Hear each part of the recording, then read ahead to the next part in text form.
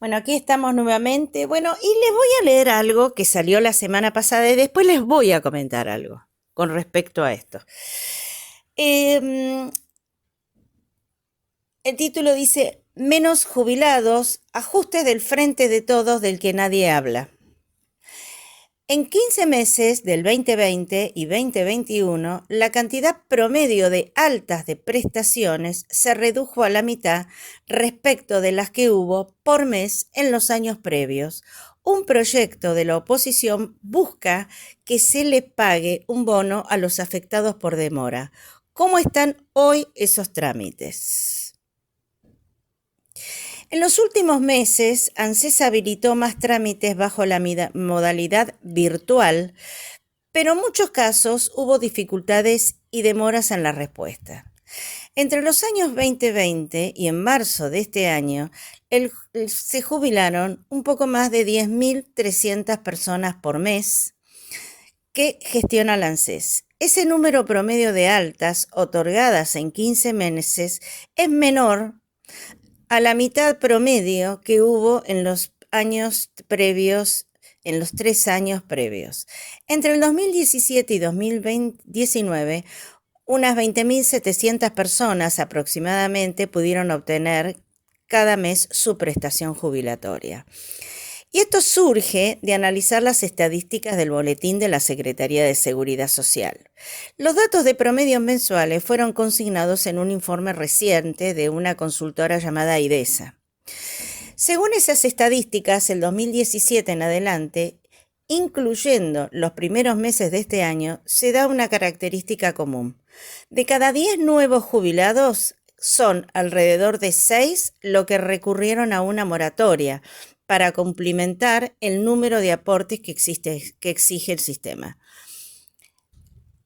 Los 2 años anteriores, entre el 2015 y 2016, escapan a ese rasgo por la entrada en ese entonces más o menos reciente de una flexibilización de normas para acceder a una moratoria, a una prestación sin tener la totalidad de los aportes. Hubo muchos más nuevos jubilados y en el 2015, por ejemplo, casi el 90% incluyó el ingreso en una moratoria. Por eso el periodo que podría ser comprobable a la actualidad es el iniciado en el 2017. La caída de números de jubilados corresponden a cuestiones de la gestión de ANSES. A mediados del 2020, el organismo cerró sus oficinas por la pandemia y suspendió turnos y dejó de dar nuevos. Algo, esto último, que más tarde repitió, aún cuando ya había comenzado el proceso de apertura de las unidades de atención presencial. Con el correr de los meses se fue habilitando una mayor cantidad de trámites para hacer de manera virtual, aunque la modalidad se inició con no pocas dificultades y con tardanzas en las respuestas que deben llegar desde el organismo. Las demoras para poder tramitar la jubilación son causas de pérdidas para el bolsillo. Más allá de cuál sea la fecha de pago del primer haber mensual, la prestación comienza a calcularse desde el momento en que se consigue un turno para concretar el trámite. Como en un periodo no fue posible conseguir turnos, un proyecto de ley firmado por diputados de Juntos por el Cambio buscan disponer a quienes se vieron afectados se les pague un bono extraordinario equivalente a 3 haberes mínimos, actualmente aproximadamente 70.000 pesos. El bono sería para quienes, cuando ya estaban en condiciones de pedir la jubilación, no consiguieron turnos por la pandemia. Esto es a partir del 16 de marzo del año pasado. Y por ende, no se les reconoció el retroactivo desde la fecha en que podría haber iniciado el trámite. El proyecto asume, considerando la estadística de años previos, que en 12 meses unas 115.000 personas no pudieron jubilarse. Según dicen los diputados del bloque de Juntos por el Cambio en armar este proyecto, habla de un ahorro fiscal y disminución en las altas que asciende a 21 millones por parte del gobierno, donde Señala el texto que eso se suma al ajuste estimado por la consultora de 100.000 millones solo por el 2020. La suspensión a un año de la fórmula de movilidad aprobada desde el 2017 y que se reemplazó en la suba discrecional que se hizo durante todo el año pasado hasta la nueva movilidad. La iniciativa legislativa habla también de establecer un mecanismo ágil de asignación de turnos a través de su plataforma virtual y que emita la constancia de solicitud de turno. En otro aspecto, un abogado previsionalista, además de fijarse de la fecha de inicio para calcular las prestaciones, algo básico que debería disponer es una actualización de los montos retroactivos que se vienen deteriorando de acuerdo a la inflación. Otra opinión del señor Jorge Colina de IDESA dice que la culpa de la caída de las altas no es de la pandemia, sino de una profunda obsoleta,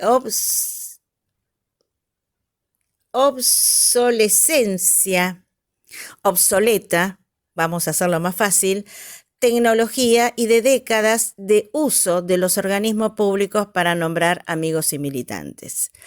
El economista dice que va en contradicción a una realidad con cercenamiento de derechos como el acceso a la jubilación cumplidos los requisitos, los planes de dejar trascender ANSES, como el de reconocer años de servicios por hijos para mujeres de 54 a 64 años, algo que se debería ser aprobado por una ley, según advierte, debería ocupar otras cuestiones del sistema. Concretamente, considera que debería igualarse la edad jubilatoria y reformularse la pensión del adulto mayor.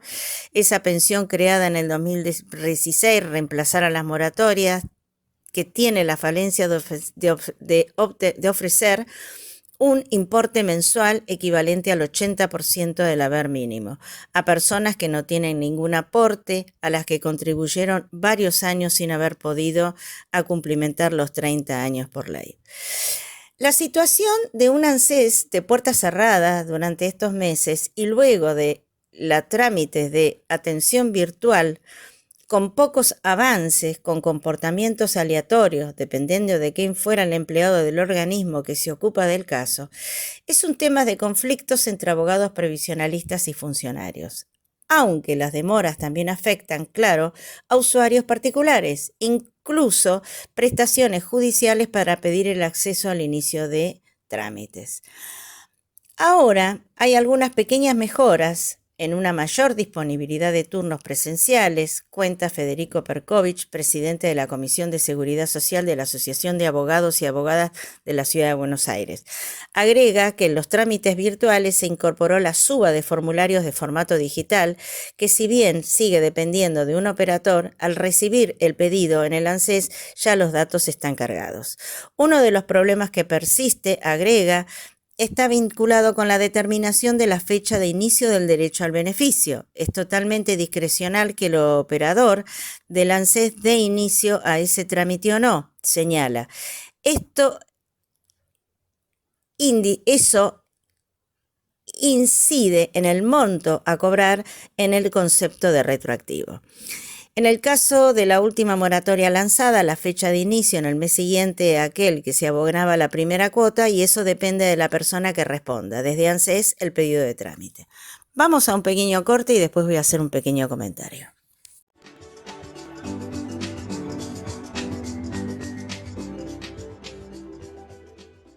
Bueno, comienzo. Vamos por parte. Es real que ANSES, desde el comienzo de la pandemia, ha cerrado sus puertas y que no emitían turnos de ningún tipo, ni de reclamo, ni de iniciación de trámites, ni de cualquier tipo, ya sea de activos o pasivos. Ustedes acuérdense que ANSES no solamente atiende a inicio de jubilaciones y pensiones, sino que atiende desempleo, atiende toda la parte de activos que tiene que ver con incorporación e inscripción de las asignaciones familiares para cobrar un matrimonio, para cobrar nacimientos, para invalideces, para pensiones, para inscripción de AUH, bueno, en fin. Estuvo durante mucho tiempo cerrado. Después empezaron a abrir paulatinamente y ahí empezaron a demorar los turnos. ANSES tiene un gran problema histórico. Ex empleada de ANSES, lo digo. No existe una unificación de criterios con respecto a las distintas UDAI que componen todo el sistema de la Administración Nacional de la Seguridad Social. Cada uno de los operadores y o jefes de UDAI y o gerentes regionales dictaminan a su criterio la probatoria de un beneficio de pensión o de jubilación. Ha pasado que en una UDAI uno se presenta e inicia un trámite, le hacen una incorporación, le llenan el formulario de la iniciación del beneficio, depende qué tipo de SICAM le hagan, cómo le tomen la determinación de los años, cómo carguen los datos, si le toman, hay probatoria de servicio, no hay probatoria de servicio. Depende de lo que pase en cada UDAI, ahí uno se puede jubilar o no. Por ahí en una le da favorable y en otra se la deniegan. Esto lo vi históricamente, no es de ahora, históricamente. ¿Por qué? Porque no hay una unificación de criterios. Y tendría que haber una unificación de criterios. Todo esto se terminaría con un manual de procedimiento que se hicieron varios, me acuerdo en un momento se hizo todo un libro impresionante, después se hicieron CDs, después ahora hay circulares que van sumando en la página que tienen todos los funcionarios y empleados de ANSES, que es a través de intranet, que los ven ellos, no lo ve el público, lo ven únicamente ellos, y todos los meses están cambiando alguna modificación en la parte de operaciones, en la operación de cómo cargan un sistema, cómo cargan los aportes, bueno, en fin. Y esto trae aparejado la gran complejidad a la hora de otorgar el beneficio jubilatorio o de pensión. Primero partamos por ahí.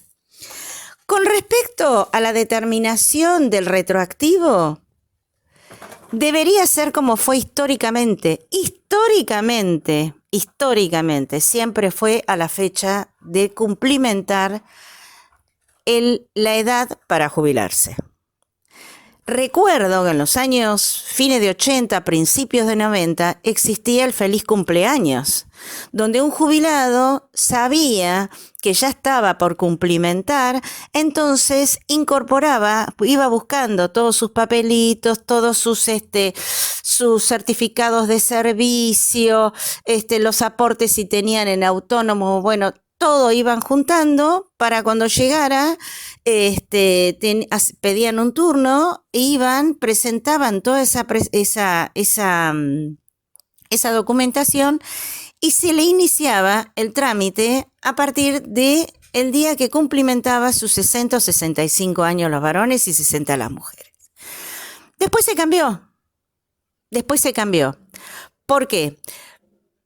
Porque el derecho, en realidad, le asiste desde el momento en que tiene 60 y 65 años. Pero, ¿qué pasaba? Si alguna denegatoria, por ahí después pasaba que o se le aprobaba el beneficio o se le denegaba el beneficio. Si se le aprobaba, bienvenido sea, empezaban, se le otorgaba el inicio de su retroactividad desde ese momento. Pero para hacerlo más fácil, en la operatoria de ANSES, dijeron, bueno, nosotros nos vamos a tomar este expediente y tener el expediente incompleto, que me falta esto, que me falta aquello, porque a veces pasaba que cuando uno iniciaba el trámite de expediente, se hacía y le faltaban por ahí algunas cositas. Entonces por ahí ANSES se comunicaba con la persona que estaba tramitando su jubilación y decía, bueno, pero acá falta esto porque esto no lo puedo implementar. Bueno, había un seguimiento más personalizado de ese expediente jubilatorio. Como ahora se carga todo en el sistema y es más impersonal, es a modo virtual y de pantalla, es poco la parte personal que existe, entonces cambiaron algunas modalidades y ante esos, justamente, la iniciación del pago, la retroactividad. Y lo pusieron a través de cuando está iniciado el número de expediente. ¿Por qué? Porque entonces no pierden el tiempo los empleados de ANSES, y discúlpenme que se los diga porque es así, a esperar esos trámites pendientes de que el jubilado inicie con toda la documentación. Entonces, teniendo el número de expediente, bueno, uno va integrando esto, me falta aquello, me falta lo otro, bueno, hasta que no se complemente, entonces no le doy el número de expediente. Una vez que tengo todo completo, ahí le inicio el número de expediente y a partir de ahí corre el retroactivo. El otro tema que justamente ha pasado, que había gente que sacaba turno y por ahí no cumplimentaba y ANSES directamente daba de baja ese turno por estar un tiempo abierto, por ejemplo, el expediente, y al no cumplimentar lo daban de baja. Entonces volvían a sacar otro turno y tardaba por ahí 15, 20 días, un mes. Por esta demora, el